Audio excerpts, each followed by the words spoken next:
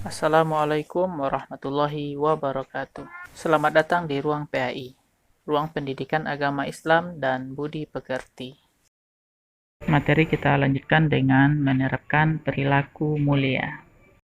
Setelah diuraikan makna dari masing-masing Asmaul Husna dalam materi ini, selanjutnya yang perlu diperhatikan adalah apa bentuk perilaku mulia yang harus diterapkan dalam kehidupan sehari-hari sebagai bentuk kita beriman, kemudian mengamalkan nilai-nilai dari Asmaul Husna tersebut. Yang pertama, dari Asmaul Husna Al-Karim. Dari Asmaul Husna Al-Karim ini, kita diharapkan menjadi seorang yang dermawan. Hal ini bisa diwujudkan dalam bentuk diantaranya selalu menyisihkan uang jajan untuk berinfak ke kotak amal setiap Jumat yang diedarkan oleh petugas rohis atau OSIS. Seterusnya, bisa juga diwujudkan dengan cara membantu teman yang sedang dalam kesulitan. Bisa juga diwujudkan dengan menjamu tamu yang datang ke rumah sesuai dengan kemampuan. Jadi kalau mampunya hanya bisa menjamu dengan air putih, maka dijamu tamu tersebut dengan air putih. Tapi kalau mampu lebih dari itu, maka dijamu tamu itu semampu kita. Yang kedua, Asmaul Husna Al-Mu'min, perilaku yang harus kita kembangkan sebagai bentuk kita itu telah memahami makna Al-Mu'min itu adalah menjadi orang yang jujur dan dapat memberikan rasa aman. Hal ini terwujud dari perilaku sebagai berikut. Di antaranya, menolong teman yang sedang dalam bahaya atau ketakutan. Kemudian, menyingkirkan duri, paku, atau benda lainnya yang ada di jalan yang dapat membahayakan pengguna jalan. Dan seterusnya, membantu orang tua atau anak-anak yang akan menyeberangi jalan raya. Jadi intinya di sini adalah kita menghindarkan orang lain, berusaha supaya orang lain tidak terkena oleh bahaya. Kemudian yang ketiga, dari Asmaul Husna Al-Wakil.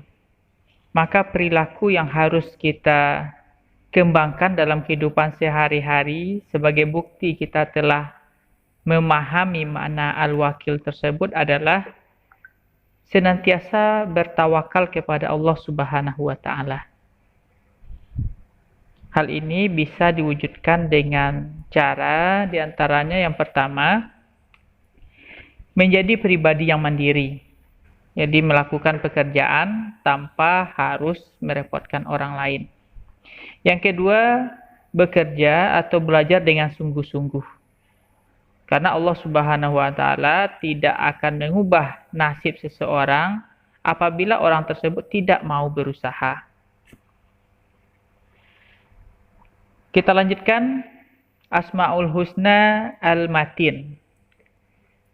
Perilaku yang harus dikembangkan sebagai bukti kita telah memahami Asmaul Husna Al-Matin itu adalah menjadi pribadi yang kuat dan teguh pendirian.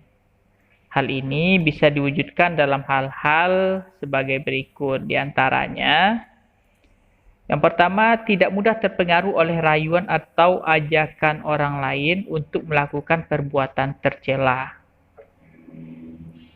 Yang kedua, kuat dan sabar dalam menghadapi setiap ujian dan cobaan yang dihadapi. Kemudian Asmaul Husna yang kelima, yaitu Al-Jami'. Maka perilaku yang diharapkan di sini adalah memiliki karakter pemimpin. Hal ini bisa diwujudkan dengan hal-hal sebagai berikut. Di antaranya yang pertama, mempersatukan orang-orang yang sedang berselisih. Jadi seorang pemimpin itu apabila melihat warganya berselisih, bersilang sengketa, maka dia harus segera mempersatukannya, mendamaikannya. Kemudian yang kedua, rajin melaksanakan sholat berjamaah. Jadi seorang pemimpin adalah orang yang taat kepada Allah. Di antara bukti ketaatan itu adalah melaksanakan sholat berjamaah di masjid. Dengan sholat berjamaah di masjid ini juga bisa seorang pemimpin mengetahui bagaimana keadaan warganya. Ada yang sakit, ada yang sedang ditimpa masalah, maka ketika sholat berjamaah itulah bisa diketahui. Kemudian yang ketiga, hidup bermasyarakat agar dapat memberi manfaat kepada orang lain. Jadi sebaik-baik manusia adalah orang yang paling banyak memberikan manfaat kepada orang lain. Asmaul Husna yang keenam adalah Al-Adlu, Maha Adil. Tentunya perilaku yang harus kita kembangkan di sini adalah senantiasa berlaku adil. Berlaku adil dalam kehidupan sehari-hari bisa terwujud dalam hal sebagai berikut, diantaranya tidak memihak atau membela orang yang bersalah, meskipun orang tersebut adalah saudara atau teman kita.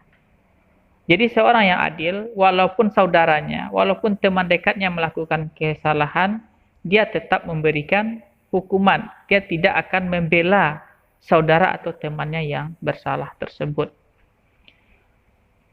Yang kedua, diwujudkan dengan menjaga diri, orang lain, dan lingkungan sekitar dari kezaliman. Karena adil itu lawannya zalim.